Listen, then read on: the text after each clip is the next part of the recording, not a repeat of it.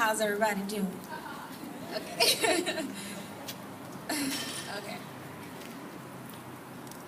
So, hello. Oh, okay. Wow. I'm just kidding. Okay. Okay. I'm just gonna do this. This is my testimony. So, hello again, everyone. My name is Netta, and I'm a first year, and I have been involved with Intervarsity since first semester. I recently joined leadership this semester and have led Black Campus Ministries along with fellow BCM members. I was raised in the church and have been consistently going since I was a baby. My dad got ordained to be a pastor when I was in middle school, and he started the Miracle Center Ministries. Being a preacher's daughter, I felt like I was put on a pedestal. I felt like I had to always portray myself in a good way and be that perfect little girl that everyone thought I was supposed to be. I kept up with that perfect persona the best I could all throughout high school. At that point, going to church began to be a routine. I didn't enjoy going to church at all. I only wanted to please my parents and keep up with that good girl persona. Church was boring to me. I didn't understand the Bible, and I didn't have a relationship with God. I did believe in God because I saw the miracles He performed and the things He did in my parents' lives, but I still didn't know God on a personal level. After I graduated high school, I was excited to leave home and move into the dorms because of the fact that I didn't have to go to church anymore, and I can finally see what this whole college life was about. So I went to a couple of parties, and I tried to fit in, but I always felt pretty awkward and that I didn't belong. So there were a lot of issues happening in my life at that time, and it led me to become depressed. I felt like I had no one to really confide in. Around the time that this was all going on, I got asked to come to Intervarsity, and at first I was hesitant, like I didn't go. But something kept telling me, to go, so I went, and I enjoyed it.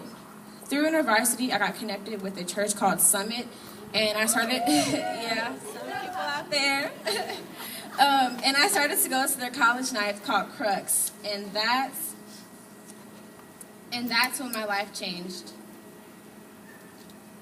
I had never seen young adults my age so in love with God, and I wanted that. That's when I knew that I really needed to dedicate myself to God, so I decided to join the leadership team here at Intervarsity. At that time, Mark Camp was coming up, and Mark Camp is a camp that we have during spring break here at Intervarsity, and it was amazing. Mark Camp was coming up, and a lot of my fellow leaders were telling me to go, but I really didn't want to go. I really didn't want to go. I wanted to go home and see my family and friends. But I ended up signing up anyways, even though I didn't really want to go. I just couldn't picture myself reading a Bible for 8 hours a day. Like, what? No. I didn't understand how anyone could read the Bible for that long. I thought that would be so boring, but during the camp, I was so into the study, and I found myself really interested in the Bible, and I understood why everyone loved Jesus so much. I went from feeling like church was routine to actually encountering Jesus as an actual person through the Word of God. That has changed my everyday walk with Him. Before going to camp, I knew His stories. They were familiar with me, but actually understanding His Word and having a relationship with God has made me realize that He is present every day and in every moment of my life. I can encounter Him through His Word. He has revealed Himself to me and has done so many amazing things in my life.